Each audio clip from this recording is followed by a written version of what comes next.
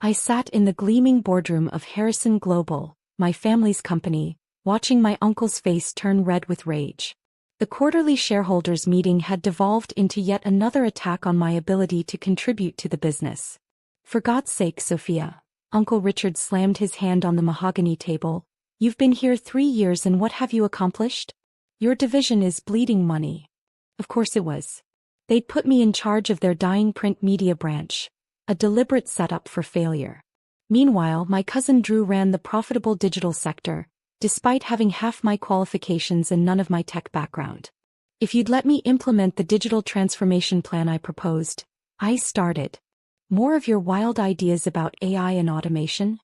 Drew smirked from across the table. This is a real business, cousin, not one of your tech fantasies. I looked around the room at the faces I'd known all my life. Aunt Margaret, examining her manicure with practiced indifference. Cousin Victoria, hiding her smile behind a coffee cup. The board members, all family friends, avoiding eye contact. My father would have defended me. But he died 5 years ago, leaving me his board seat and 15% of Harrison Global's shares. They'd been trying to push me out ever since. The numbers don't lie, Uncle Richard continued, pulling up a PowerPoint slide. Your division's losses are dragging down our entire quarterly report. The board has concerns. Of course they did.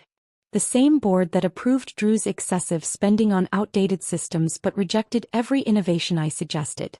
I moved to have Sophia removed from her position, Drew announced, straightening his designer tie. And given her limited business acumen, perhaps it's best if she sells her shares to those who understand the company's true value. The room hummed with murmurs of agreement. I noticed several board members nodding. They'd clearly discussed this before the meeting. All in favor?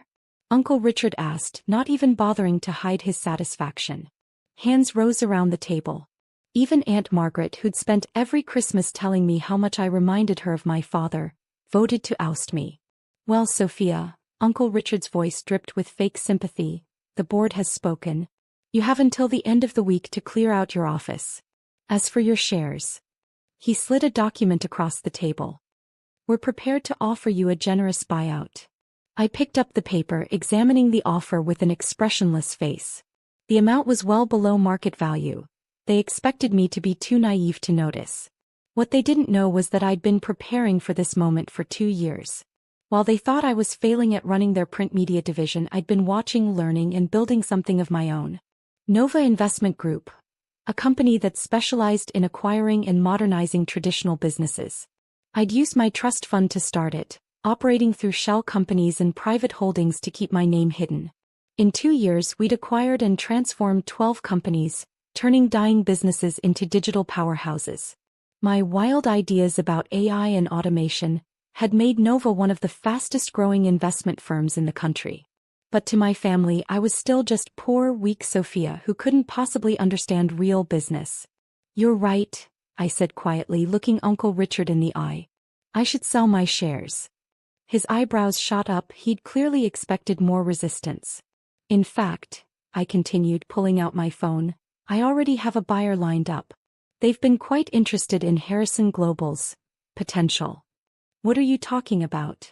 Drew's smirk faltered slightly. You can't sell without board approval. Actually, I can. Dad made sure my shares came with unrestricted transfer rights.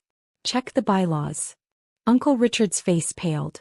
He knew I was right. He'd helped write those bylaws himself. Who's the buyer? Aunt Margaret finally looked up from her manicure, a hint of worry crossing her face. I smiled, remembering all the times they'd dismissed my ideas, mocked my suggestions, and treated me like a child playing at business. Nova Investment Group, I said calmly. They specialize in digital transformation of traditional companies. In fact, I checked my watch. Their offer to purchase my shares should be arriving any moment. As if on cue, the boardroom door opened.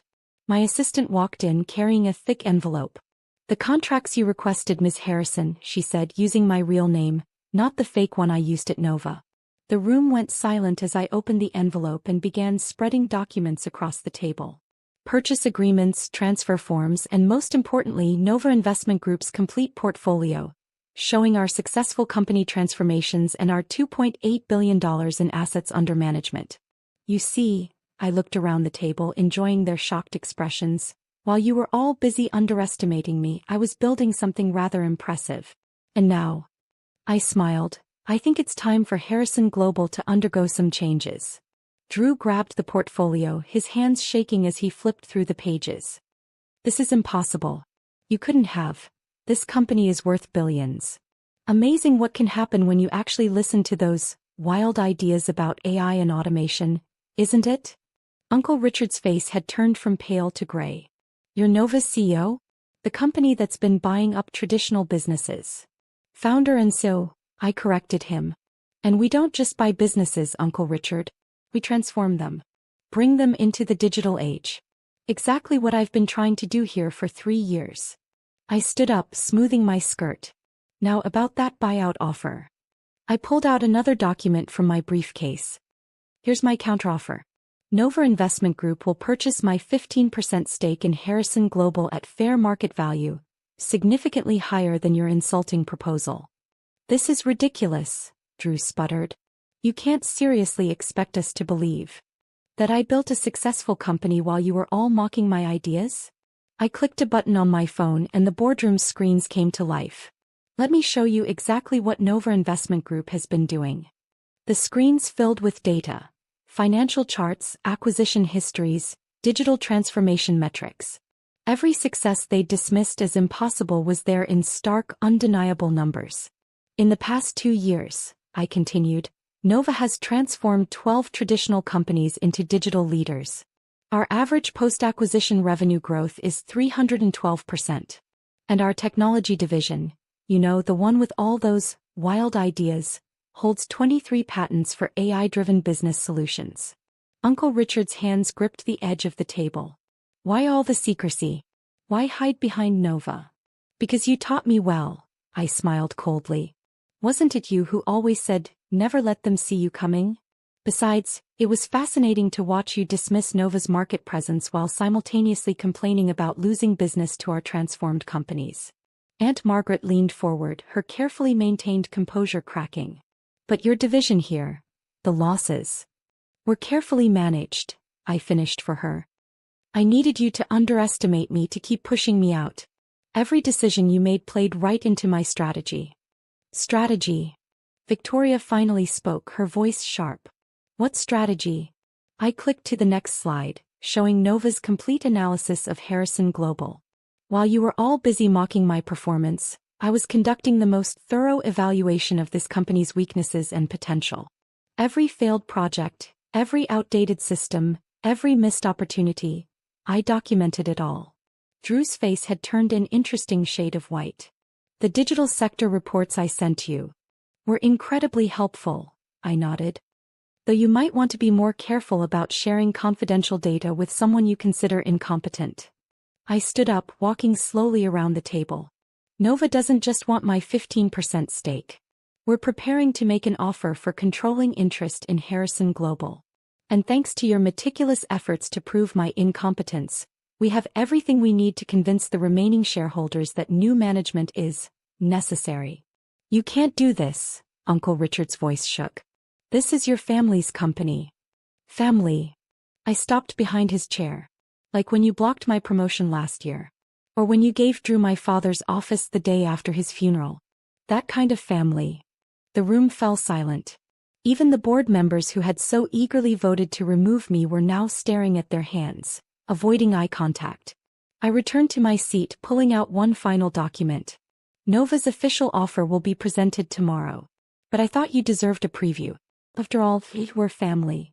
The number on the page made Victoria gasp. Drew actually swayed in his chair. This is a courtesy, I continued. A chance to accept gracefully before we take this to the shareholders. And believe me, they'll be very interested in Nova's track record of transforming outdated companies into modern, profitable enterprises. And if we refuse? Uncle Richard's voice was barely a whisper. Then I release my complete analysis of Harrison Global's systemic failures under current management, including some rather questionable decisions about resource allocation, particularly in Drew's division. I smiled at my cousin. Those confidential reports were really quite revealing. My assistant appeared at the door again. Miss Harrison? Your next meeting is in 15 minutes. The Nova board is waiting. Thank you, Claire. I began gathering my documents. You have until 9 a.m. tomorrow to accept the offer. After that, Nova begins acquiring shares on the open market. And given your recent performance, I glanced at the financial charts still displayed on the screens. I suspect many shareholders will be eager to sell. Wait, Aunt Margaret called as I reached the door. What happens to us? To the family. I turned back, remembering all the family dinners where they'd belittled my ideas, all the board meetings where they'd dismissed my suggestions. That depends.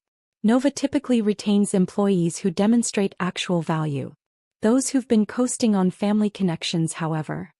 I let the sentence hang. Well, I hear the job market is quite competitive these days. The news broke the next morning. Nova Investment Group acquires controlling interest in Harrison Global. The business world was stunned to learn that Nova's mysterious founder was the same person Harrison's board had just voted to remove. Uncle Richard took early retirement rather than work under my leadership. Drew lasted 3 months before resigning. He couldn't handle reporting to the cousin he'd spent years mocking.